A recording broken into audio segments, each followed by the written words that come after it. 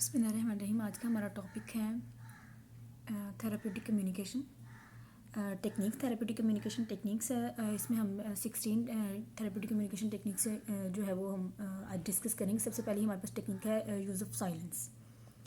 Using silence में हम सबसे पहले हम डिस्कस करेंगे यूजिंग साइलेंस। साइलेंस में ये है कि हम पेशेंट के पास आपने खामोशी से बैठ जाना है, उसको जो है खुद से बात करना, अटेंटिवली आपने जो है ना उसको देखना है। ठीक है, पेशेंट जो है वो आपसे खुद वर्बलाइज करेगा, खुद आपसे बात करेगा। ठीक है, उसके बाद आ जाते हैं हमारे पास हमने प्रोवाइडिंग जनरल नीड्स में ये है कि हम उसके जो है क्वेश्चन थ्रो करेंगे, उससे पूछेंगे कि आप हमने के लिए इस बात का, इस चीज़ का क्या मतलब है, आप इसके बारे में बात करना चाहेंगे। ठीक है, तो ये हमने इसके जनरल नीड्स है, उसको इंकरेज करना कि वो वर्बलाइज करे। ठीक है, उसको टॉपिक चूज जो है वो कन्वर्सेशन के लिए देना और अपनी कन्वर्सेशन को, वर्बलाइजेशन को जो है ना हमने फैसिलिटेट करना, उसको कंटिन्यू रखना है उसकी। ठीक है, उसके बाद ये है कि बीइंग स्पेसिफिक एंड टेंटेटिव। ठीक है, हमने क्या करना है कि ठीक है हमने स्टेटमेंट्स ऐसे देनी है कि जनरल स्टेटमेंट्स की निस्बत जो है वो टेंटेटिव हमने स्टेटमेंट्स देनी है। ठीक है, टेंटेटिव स्टेटमेंट्स देनी है। टेंटेटिव स्टेटमेंट फॉर एग्जांपल हम अगर पेशेंट से पूछते हैं कि आप अपने जो है पेन स्केल को जो है पेन को जो है अपनी रेट करें। ठीक हो गया, ये हमने टेंटेटिव सी उसको statement they the.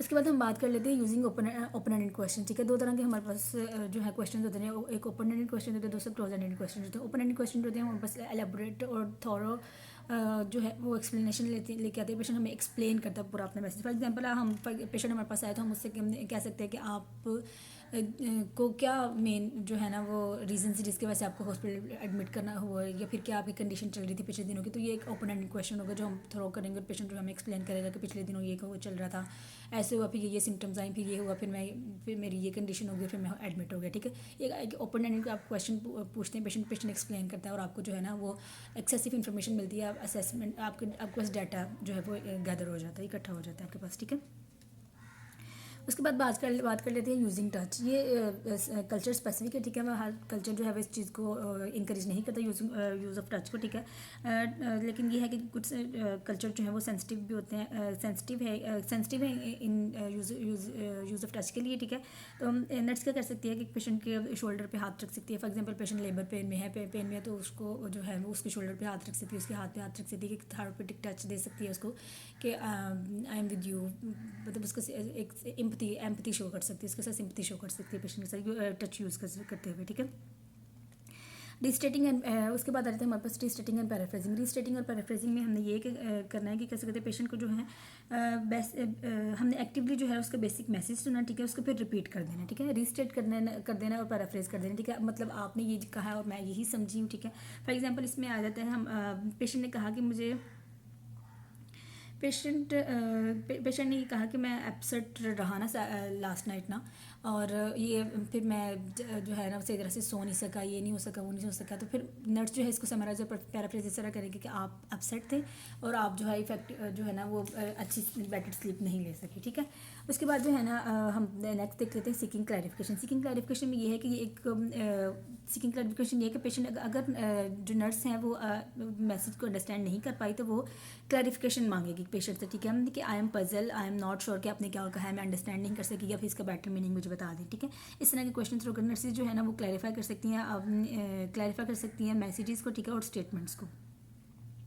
I am sorry कह के मैं इसका मतलब नहीं जान सकी, मुझे प्लीज़ इसको एक्सप्लेन कर दें या फिर इसको क्लियर कर दें कि क्या आप बेटर क्या आप मुझे मैसेज कन्वे करना चाह रहे हैं। ठीक है, परसेप्शन चेकिंग ये है कि कैसे कहते हैं ये एक तरह का जो है ना वो क्लैरिफिकेशन की ही मेथड है, लेकिन इसमें ये होता है कि हम स्पेसिफिक वर्ड जो उसके बाद जो है ना परसेप्शन चेकिंग ये है कि हम स्पेसिफिक वर्ड्स की एक्सप्लेनेशन मांग रहे होते हैं। ठीक है, फॉर एग्जाम्पल एक वाइफ कहती है कि मुझे मेरा हस्बैंड जो है वो गिफ्ट्स नहीं देता ना, तो फिर नर्स कहती है कि आपको मैं क्रिसमस पे, आपके बर्थडे पे या फिर ईद वगैरह पे नहीं गिफ्ट देता, पे गिफ्ट नहीं देते, तो वो कहेगी नहीं ईद वगैरह पे तो गिफ्ट देते हैं, लेकिन आगे मतलब डिफरेंट ओकेजन्स पे या फिर इन दोनों ओकेजन्स इन इवेंट्स के अलावा मुझे गिफ्ट नहीं देता। ठीक है, तो हमने क्या किया कि स्पेसिफिक वर्ड्स की एक्सप्लेनेशन मांगी है। ठीक है, स्पेसिफिक वर्ड्स की एक्सप्लेनेशन मांगी है, तो ये एक तरह की परसेप्शन चेकिंग होगी। ठीक है, ऑफरिंग सेल्फ में ये है कि नर्स जो है वो सजेस्ट करेगी वंस प्रेजेंस। ठीक है, अपने इंटरेस्ट, अपनी विशेज़ जो है वो उनकी प्रेजेंस शो करेगी। ठीक है, विद और क्या करेगी, कोई डिमांड नहीं करेगी, कोई कंडीशन टर्म्स एंड कंडीशन नहीं रखेगी कि पेशेंट के बाद फॉर एग्जांपल मैं आपके जितनी देर तक आपकी बेटी नहीं आ जाती मैं आपके पास बैठी रहूँगी, मैं इस तरह की जो है वो अपनी सेल्फ को वो ऑफर कर सकती है। ठीक है, अपनी सर्विसेज दे सकती है।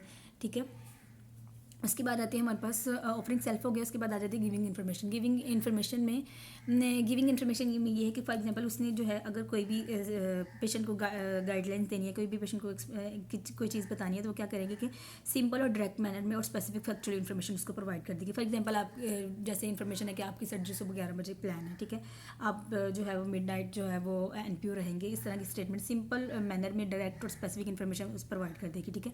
ये हो गया गिविंग इन्फॉर्मेशन, ठीक है। उसके बाद एक्नॉलेजिंग ने जो है उसके अंदर ये है कि पेशेंट ने कोई भी बेटर बिहेवियर शो किया, कुछ भी जो है ना उसने बेटर बिहेवियर शो किया, उसको रिकॉग्नाइज करेगी, उसको नॉन जजमेंटल वे में हाईलाइट करेगी, ठीक है। फॉर एग्जांपल पेशेंट को कहती है कि अगर आप जब भी बात करते हैं तो आप बात करते हुए ना अपनी आइज़ को स्क्वेंट करते हैं, क्या आपको मतलब कोई प्रॉब्लम है आइज़ में, ठीक है।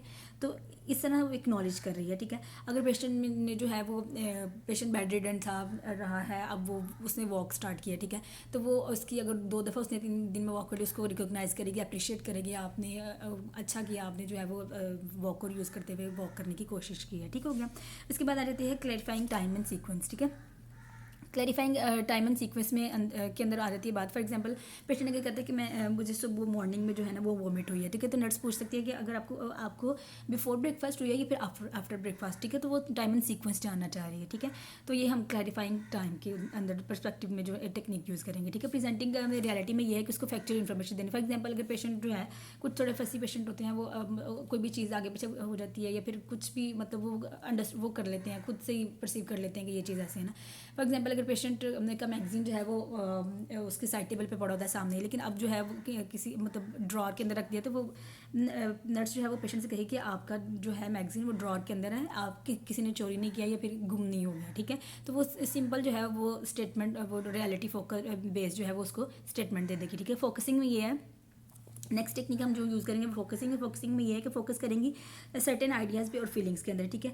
फॉर एग्जांपल अगर पेशेंट कह रहा है कि मेरी वाइफ जो है वो मेरे साथ रह के ना हॉस्पिटल में स्टे करना चाह रही है, ठीक है, ताकि वो मुझे बेटर सर्व करे, मुझे मेरी केयर कर सके, ठीक है। लेकिन वो बच्चों को भी देखती हैं, बच्चे भी मतलब उनको तंग करते हैं क्लॉथिंग के लिए, होमवर्क के लिए, डिनर के लिए, ठीक है। तो इसमें नर्स जो है वो कंसर्न कैसे उसको फोकस करेगी कि आप इस चीज़ के लिए परेशान है कि वो किस तरह मैनेज करेंगे, ठीक है। तो ये फोकसिंग के अंदर आ जाएगा, ठीक है। रिफ्लेक्टिंग के जो नेक्स्ट टेक्निक है रिफ्लेक्टिंग में ये होगा कि जो है ना वो आइडियाज़, फीलिंग्स और क्वेश्चंस और कंटेंट जो है वो बैक जो है ना वो क्लाइंट की तरफ ही रेफर कर दिया जाता है। फॉर एग्जांपल अगर हमें पेशेंट कहता है कि कैसे कहते हैं फॉर एग्जाम्पल नर्स अगर क्लाइंट कहता है कि मुझे अपने क्लाइंट कहती है कि मुझे अपने हस्बैंड को ये बात बतानी चाहिए, ये नहीं बतानी चाहिए, तो हम बैक ही क्वेश्चन पेशेंट को कर देंगे, क्या आप नहीं बताना चाहती, ठीक है। पर इस तरह की एग्जांपल्स आ जाती हैं, ठीक है। अगर हमसे कोई क्वेश्चन पूछता है पेशेंट, तो हम जो है बैक उससे क्वेश्चन पूछ लेते हैं, बैक थ्रो कर देते हैं उस पर क्वेश्चन, ठीक हो गया। उसके बाद आ जाता है रिफ्लेक्टिंग हो गया। उसके बाद हम बात कर लेते हैं समराइजिंग एंड प्लानिंग, ठीक है। समराइजिंग में ये है जो भी डिस्कस हुआ, जो भी चली बातचीत, जितनी देर सारी डिस्कशन हुई उसको अपने क्लेरिफाई कर लेना, रेलिवेंट पॉइंट जो डिस्कस हुए हैं उनको जो है वो समराइज कर लेना, ठीक है। और प्लान बना लेना। ये टेक्निक जो है ना हमने ये एंड ऑफ द इंटरव्यू होती है, ठीक है। फॉर एग्जांपल सारा प्रोसेस चला, ओपनिंग हुई, जो है ना लास्ट टर्मिनेशन फेज में आ गया, ठीक है। तो फिर जो है वो समराइजिंग और प्लानिंग वाला जो है वो टेक्निक यूज़ होती है, ठीक है। हमने 16 जो है वो टेक्निक्स यूज़ की हैं थेरेपेटिक कम्युनिकेशन टेक्निक्स, ठीक है, जिनको यूज़ करते हुए हम बेटर जो है वो थेरेपेटिक रिलेशनशिप जो है वो पेशेंट के साथ डेवलप कर सकते हैं। इस तरह नर्स पेशेंट की रिलेशनशिप जो है वो इम्प्रूव होगा, ठीक है। हमने क्या कौन कौन सी टेक्निक्स पढ़ी हैं? यूजिंग साइलेंस है, प्रोवाइडिंग जनरल लीड्स है, ठीक है, बीइंग स्पेसिफिक एंड टेंटेटिव है, ठीक है, यूजिंग ओपन एंडेड क्वेश्चंस है। उसके बाद आ जाता है हमारे पास यूजिंग टच है। नेक्स्ट टेक्निक है हमारे पास यूजिंग टच है। उसके बाद आ जाता है हमारे पास रिस्टेटिंग है और पैराफ्रेजिंग है। फिर उसके बाद सीकिंग क्लैरिफिकेशन है। सीकिंग क्लैरिफिकेशन के बाद आ जाती है हमारे पास सीकिंग क्लैरिफिकेशन के बाद आ जाती है हमारे पास परसेप्शन चेकिंग है, ठीक है। परसेप्शन चेकिंग के बाद आ जाती है हमारे पास ऑफरिंग सेल्फ है, गिविंग इन्फॉर्मेशन है, एक्नॉलेजिंग है, क्लैरिफाइंग टाइम है, प्रेजेंटिंग रियलिटी है, फोकसिंग है, रिफ्लेक्टिंग है, समराइजिंग एंड प्लानिंग है।